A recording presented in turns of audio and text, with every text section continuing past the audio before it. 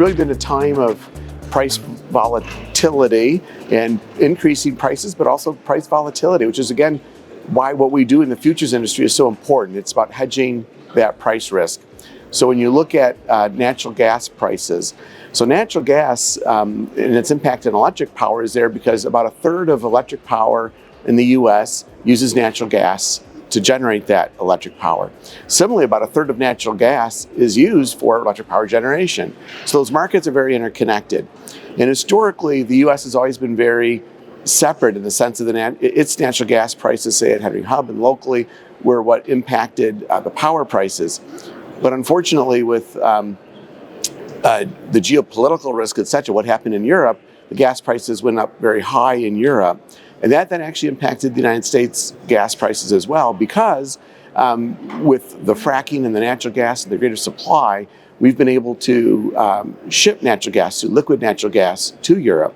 So from a price perspective, because you can ship gas out of the US then, which is something relatively new in the last decade, that then means that there's a pressure then, rather than filling up the gas storage containers here in the United States, to then ship it to Europe to meet their needs, which in the higher prices, therefore prices rise here in the US, therefore power prices rise across the board. And so we saw significant price escalation over the course of the year. Now, the winter has been warmer than anticipated, so now gas prices are back down again, and people are finding new supply lines, which is why things are always changing.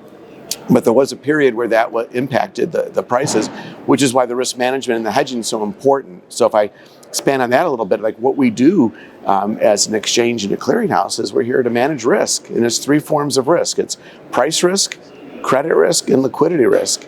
And the price risk is because you want to hedge that price risk going forward. We don't know what's going to happen in 24 and 25 and 26, so better to maybe put on a contract to hedge that risk. But if you do have a contract to then fix your price, say for 2025, and if I trade with my friend Joe or my friend Carol, I don't know if they're going to, if they don't know if I'm going to be there to make good in 2025. So it's better to manage that credit risk, because somebody could not be there to make good, and your hedge does nothing for you. So that's what we do, is the clearinghouse portion of it. Through margining and the risk protections we have there, we provide that credit protection, so you don't have to worry about that dimension. It also means you can trade with anybody you want. It doesn't matter who you trade with, because the credit risk is gone, so you don't have to credit check them, which opens up more people you can trade with, which helps with the liquidity risk. And the liquidity risk is important, because sometimes you need to get in and out of a contract. And you want to change your position, so to make sure there's a market there you can go to. So what we do is we operate that market to provide that ability to manage the liquidity risk, the credit risk protections, and then the price risk protections, which are important, particularly when you look at things like geopolitical risk, which quite frankly wasn't as much on my radar until what happened, unfortunately, in 2022. But it's great to be a part of the electric power markets, which do play such a good role in sort of managing and playing a role with all of energy across the board. We started literally as a startup in 2009, and we sold ourselves to the European Energy Exchange, EEX, in 2017, and became part of that family. EEX is in turn 70% owned by Deutsche Börse, which runs the German stock exchange, as well as Eurex, et cetera. So we're part of this family of companies. And it's been a great progression for us. I mean, Nodal's done very well and grown since that acquisition. We're now the majority of the U.S. power futures market.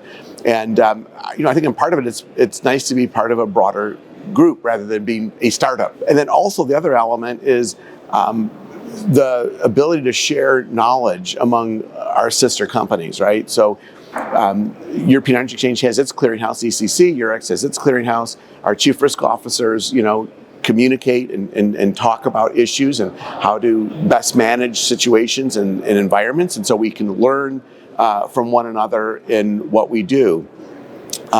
That's true across the board, and so and then also from a technology standpoint. So all of our technology is in fact Nodal's technology, except we do use the matching engine T7, which is the same one that runs the Frankfurt Stock Exchange, which runs Eurex, which runs EEX, et cetera. So there's some abilities to benefit from that shared environment.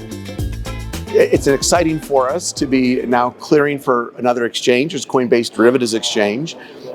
We had started working with them originally. It was FairX, and they were going to do equity indices, but then they were bought by Coinbase. And so now when we actually launched it, it's Coinbase Derivatives Exchange now. And so we launched Bitcoin futures they launched Bitcoin futures that we clear. So now we're in my CEO of Nodal Clear hat that we clear for them starting in June. Then we launched Ether in August. And, like yesterday, we had 500,000 lots trade in Bitcoin and Ether. So the business is going very well and growing, and it's been a pleasure to work with the folks at Coinbase Derivatives Exchange in terms of managing the business. Our key strength has always been risk management, and that's certainly an area that people focus in on when they talk about digital assets.